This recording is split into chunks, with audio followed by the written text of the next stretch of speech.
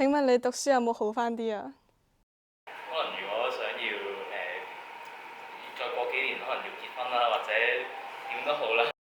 然後嗰個男仔仲劈腿。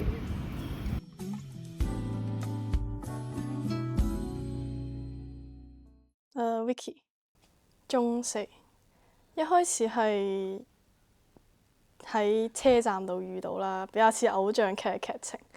之後後尾加咗 IG 之後，就好似大眾咁樣日日傾偈。之後我約佢出嚟，就應承咗拍拖咁樣。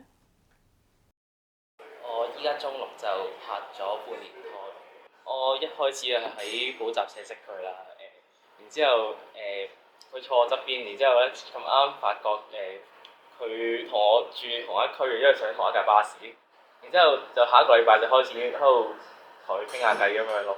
然之後越嚟越認，即係越嚟越認識之後就開始多咗嘢，多偈傾咁，然之後慢慢發展咁樣，好自然。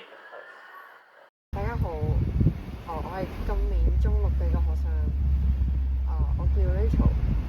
我個 crush 係我應該2-3個月之前開始熟啦，跟住佢係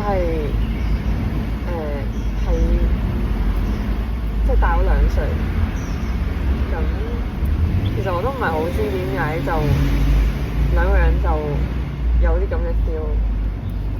但係就一拍即合，一拍即合。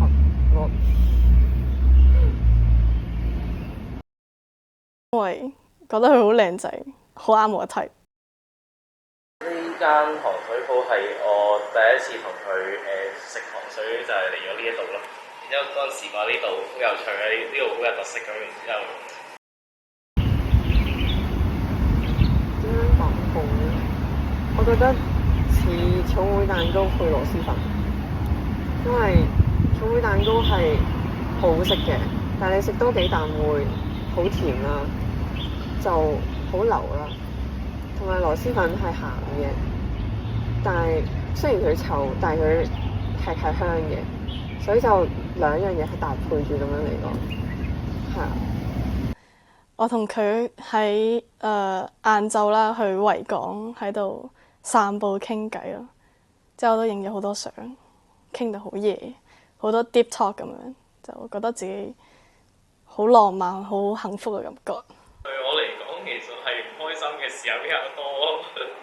係啊，因為佢都成日即係個情緒都有幾波動咁樣啦。但係我自己會有時俾佢影響到，咁會影響到會一齊唔開心咁樣啦。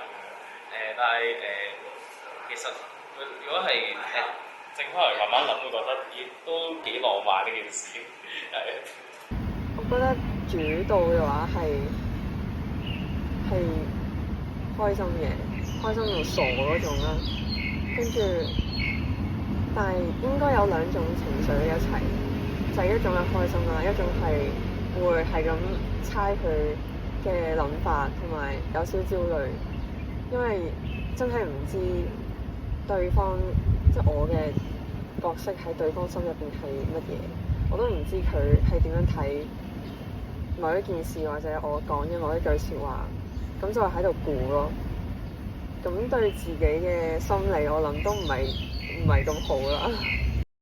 覺得好似幸福呢樣嘢係可以去量度嘅，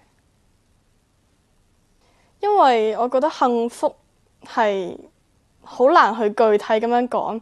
你喺邊一個 moment 你就會感覺到幸福，我覺得係天時地利人和嘅嘢嚟嘅，即係幸福應該係每個人都唔一樣。